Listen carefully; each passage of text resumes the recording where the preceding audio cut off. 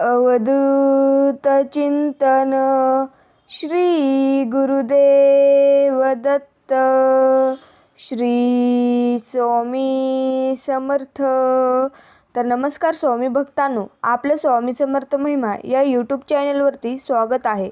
आपण आपल्या चॅनलवरती नवीन असाल तर आपल्या चॅनलला सबस्क्राईब नक्कीच करा. स्वामी माऊली आज सांगतात, आयुष्यात कोणावर फाळ काल रुसू नये. रागवावं, भांडावं आणि जमलं तर भांडण लगेच निपटून टाकावं. नाही जमलं तर तो विषय तात्पुरता किंवा कायमचा वगळून बाकी बोलणं चालूच ठेवावं. पण रुसवा फुगवा अबोला फार काळ चालू ठेवू नये. यात एक महत्त्वाचा प्रश्न असा उरतो की महागार कोणी घ्यायची. सद्गुरू म्हणतात, ज्याला सुखी व्हायचे आहे त्याने पहिली महागार घ्यायची. अहंकार ही सर्व नात्यांना सुरुंग लावणारी वात आहे. आपण आपल्या मनाच्या अस्वस्थाचा विचार करावा. अहंकाराची वात विझवण्यातली मजा ज्याला कळली तो सुखी असतो. कोर्टात न्यायाधीशाने एका मुलीला सांगितले, तू सासरी नांदायला जा. त्यावर उत्तर देताना मुलगी म्हटली, साहेब, एखाद्याला कारल्याची भाजी जर आवडत नसेल तर ती का खावी. न्यायाधीशाने सुंदर उत्तर दिले, कारल्याची भाजी जर आवडतच नसेल तर ती अगोदर ताटात घ्यायचीच कशाला. एक लक्षात ठेव मुली, एक दिवस असा येईल की तुला कारल्याच्याच भाजीची गरज पडेल. तीच भाजी तुला खावी लागेल. कारल्याची भाजी किती कडू असली तरी तिला चवदार बनवणे हा सुगृहिणीपणाच्या हातात आहे. यावरून आपल्याला एकच घ्यायची आहे की संसारात सुखदुःखाचे कडू प्रसंग येतात म्हणून संसार टाकू नये. या उलट तो कसा चवदार होईल हे आपल्या हातात आहे. मग त्याची खरी गोड लागेल. खेळ आपल्या जीवनातला असाच खेळ असोवा आयुष्य. माऊली म्हणतात, देवासमोर उभं राहून तुम्ही काय मागता यापेक्षा देवाकडे पाहत असताना तुम्ही कसे वागता यावर बऱ्याच गोष्टी अवलंबून असतात. माणूस हा बोलण्यातून नाही तर वागण्यातूनच खरा कळतो. चांगले कर्म, चांगले विचार जर तुमच्या मनात असतील तर तुम्ही मंदिरात नाही गेलात तरी चालतं.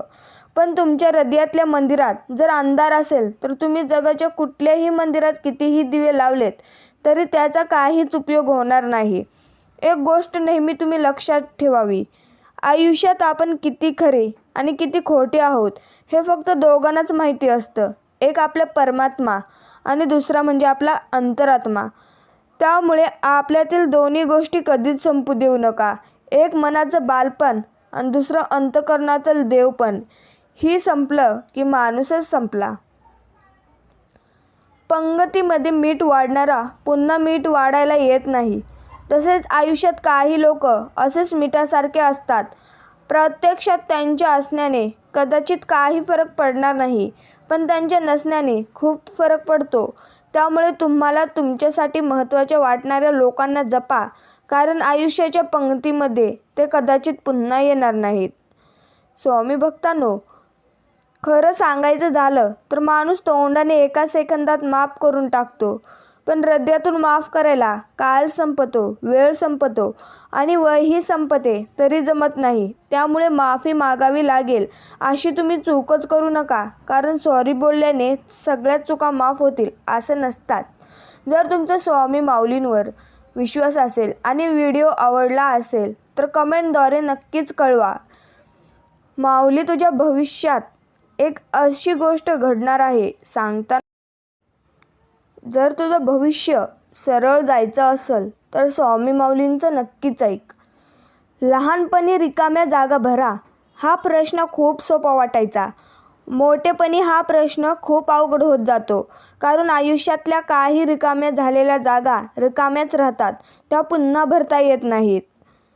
माणूस नावाच्या सजीवात मन नावाचा कोपरा असतो. असंख्य गोष्टीचा दडलेला इथे खजिनाच असतो. काही स्वप्न पूर्ण झाल्याचा आनंद असलो तरी काही स्वप्न अपूर्ण असल्याचा गंध येथे दरवळतो. आठवणींचा खेळ रोज चालू असतो. याच खेळात स्वतःलाच मात्र हरवून बसतो. पर्वा नसो कोणाला याची, जो तो आपली गरज भागवतच असतो. मन नावाचा कोपरा मात्र आशेच्या हिंदोळ्यावर जगतच बसतो. समजून घेण्यास कठीण असला तरी अशक्य मात्र नक्कीच नसतो. माऊली म्हणतात, जगणं खूप सुंदर आहे. सतत सतत रुसू नका. एक फूल उमगलं नाही म्हणून रोपाला तोडू नका. सगळं काही मनासारखंच होतं असं नाही, पण जेव्हा मनासारखं झालं होतं ते दिवस तुम्ही कधी विसरू नका. सुटतात काही हात नकळत, पण जे हात आहेत सोबत त्यांना कधी सोडू नका. हे वाईट दिवस तुझे नक्कीच सरतील. तुम्ही मात्र हसणं हे विसरू नका. आयुष्याचा अर्थ प्रत्येकासाठी वेगवेगळा असतो. ज्ञानी माणसासाठी आयुष्य म्हणजे एक स्वप्न असतं. मूर्ख माणसासाठी आयुष्य म्हणजे जुगार असतो. श्रीमंत माणसासाठी विनोद, तर गरिबासाठी आयुष्य म्हणजे एक शोकांतिका असते. परंतु यापैकी कोणीही असो, त्याने कोणताही भावनेच्या अतिरेकात आयुष्यात वेळेचा अवयव केला तर मग त्याच्या आयुष्याच्या अर्थाची अदलाबदल होईल. वेळ लागत नाही, कारण आयुष्याचं घड्याळ काळाच्या रीतीने वाळूने भरलेलं असतं. वेळेची किंमत नाही केली की मग तुम्ही कोणी का असेना आयुष्याचे अर्थ सगळ्यांसाठीच बदलतात.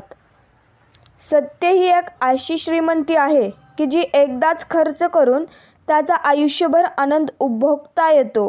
पण असत्य ही एक प्रकारचे कर्ज आहे, ज्यामुळे तत्काळ सुख मिळतं परंतु आयुष्यभर त्याची परतफेड ही आपल्याला करावीच लागते. अश्रू कधीच उधारीवर मिळत नाहीत. कोणाच्या सहानुभूतीने सारे दुःखाचे कधीच कमी होत नाहीत. शब्दांनी झालेल्या जखमा उसन्या शब्दांनी कधीच बऱ्या होत नाहीत. मला खोलवर जखम झाल्याशिवाय अश्रूचे बांध कधीच फुटत नाहीत. कितीही कमीपणा घेऊन जगायचे म्हटले तरी यातना कधीच कमी होत नाहीत. आपले कर्म आणि सोसलेले क्षण विसरायचे म्हटले तर कधीच विसरता येणार नाहीत. नको वाटते ही जीवन म्हटले तरी मरणाचे दार कधीच उघडता देखील येत नाहीत. प्रत्येक गोष्टीला एक शेवट असतोच.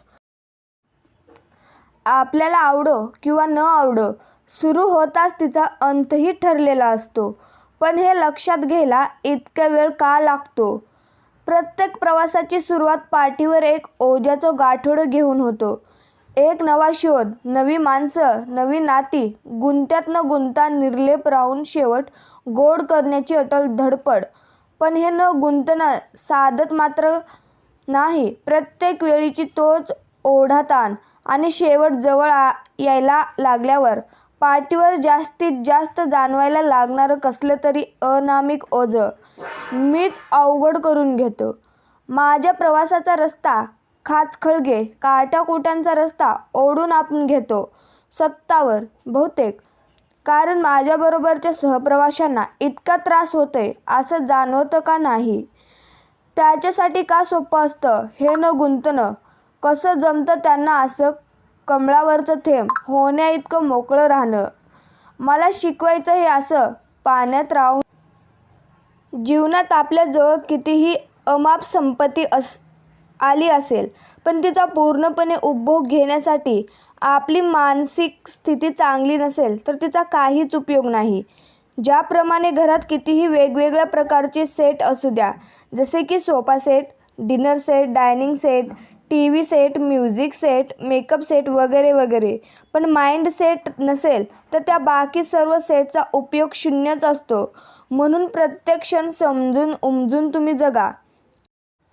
स्वामी भक्तांनो, पूर्णविराम देता आला पाहिजे. गाड्या किती दिवस फिरणार स्वल्पविराम देत, किती फरफटणार स्वतःलाच. थांब आता, एक नवीन पान घे, नव्याने लिहायला घे हे आयुष्य. मागच्या पानाचा हट्ट सोड आता. आजवर स्वल्पविराम देत इथवर आलास, पण तोही मोकळ्या हातानेच. आता तोच मोकळा हात दे स्वतःला आणि लाग चालायला. कोणाची वाट नको बघूस, बिंदास जग. आयुष्याच्या शेवटच्या वाक्याला पूर्णविराम नाही तर उद्गारवाचकच लागलं पाहिजे. जसं मोगरीच्या वेलीजवळ जाताना सुगंध येणारच, हीच अपेक्षा बाभळीच्या झाडाजवळून जाताना आपण केली तर सुगंध मिळणं दूरचीच गोष्ट, त्या झाडावरून गळून पडलेला एखादा बाभळीचा काटा आपल्या पायात घुसू शकतो. अशा वेळी आपण बाभळीच्या झाडाला दोष देऊन काय उपयोग? आपलंच चुकलेलं असतं. आपण आधीच्या मोगऱ्याच्या वेलीजवळ जाताना मिळालेल्या सुगंधाच्या आनंदात पुढे एक बाभळही आहे हेच विसरतो आणि खाली न बघता एका लयीत चालतच राहतो. खाली न बघितल्यामुळेच आपल्या पायात काटा घुसलेला असतो. आयुष्यातही आपण असंच करतो ना? भेटणारी चांगली लोक मनात घर करून राहतात आणि त्या आनंदात पुढे जाताना वाईट लोकांनाही भेटू शकतात हेच विसरतो आणि मग वाईट लोकांच्या वाईट वाक्यांचा, द्वेषांचा, आकसाचा काटा आपल्या मनाला टोचतो. अशा वेळी नेमकं दोष कोणाचा? आपण चांगलं वाईट बघायला शिकलो नाही याचा, की आपल्या आयुष्यात येणाऱ्या वाईट लोकांचा? हे आपणच तपासायला हवं. तुमची मिळकत जर तुमच्या कुटुंबांच्या गरजा भागवण्या इतकी असेल तर स्वतःला श्रीमंत समजा. कारण श्रीमंतीची व्याख्या आजपर्यंत कोणालाच करता आलेली नाही. जेवढ्या संपत्तीचा तुम्ही उपभोग घेता तेवढी संपत्ती तुमची असते. जास्तीची संपत्ती म्हणजे गाढवाच्या पाठीवरील सोन्याच्या गाठोड्यासारखी असते. ओझं सांभाळण्याच्या पलीकडे त्याला त्याचा काहीच फायदा किंवा उपयोग नसतो. खरं तर आयुष्याची गणितं बोटावर सोडवण्याइतकी सोपी असतात, पण भीतीचे आकडे, समाजाची काळजी वा क्षणिक सुखाची ओढ अख्खा हिशोब चुकवतात. एक गोष्ट नेहमी तुम्ही लक्षात ठेवा, कितीही कमावून ठेवलं तरी बाकी राहते शून्य आणि संकटकाळी आपल्या कामाला येते आपल्या चांगल्या कर्माचेही पुण्यच. माऊली म्हणतात, आपण फक्त आनंदात राहावं, कारण आपल्याला दुःख देण्यासाठी अनेक बिनपगारी लोक पूर्ण वेळ काम करतच. आयुष्यात पैसा म्हणजे सर्व काही नाही असे म्हणण्यापूर्वी पुरेसा पैसा कमवा. वाण सामान, भाज्या, दूध, कपडे, घरभाडे, पेट्रोल, क्षुल्लक औषधे, गोळ्या, बिस्किटे, फक्त आणि फक्त पैसाच कामी येतो. माऊली म्हणतात, चेहऱ्यावरचं तेज हे तुमच्या अंतःकरणातल्या विचारावर अवलंबून असतं. मनात आत्मविश्वास असला की चेहरा तेजस्वी दिसतो. मनात इतरांविषयी प्रेम असलं की चेहरा सात्विक दिसतो. मनात इतरांविषयी आदर असला की चेहरा नम्र दिसतो. मनातले हे भावच तर माणसाला सुंदर बनवत असतात.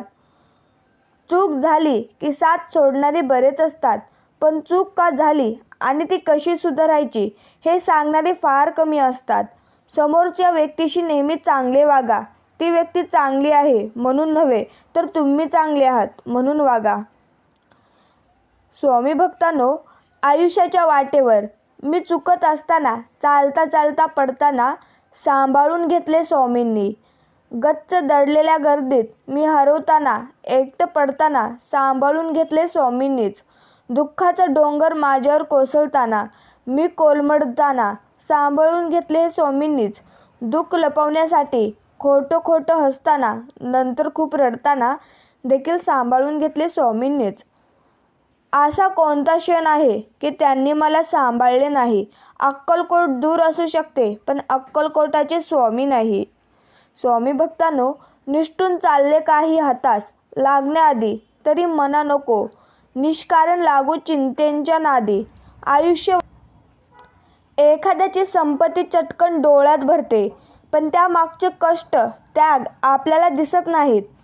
कोणालाही त्याच्या संपत्तीवरून हिणवताना 4 वेळा विचार करा. जो अभिमान तुम्हाला तुमच्या वडिलांच्या कष्टांसाठी आहे, तोच अभिमान त्या व्यक्तींचा देखील असतो. तर असंच आपल्या स्वामी माऊलींचे संदेश पाहण्यासाठी आपल्या चॅनेलला सबस्क्राईब नक्कीच करा. श्री स्वामी समर्थ. जय जय स्वामी समर्थ. धन्यवाद.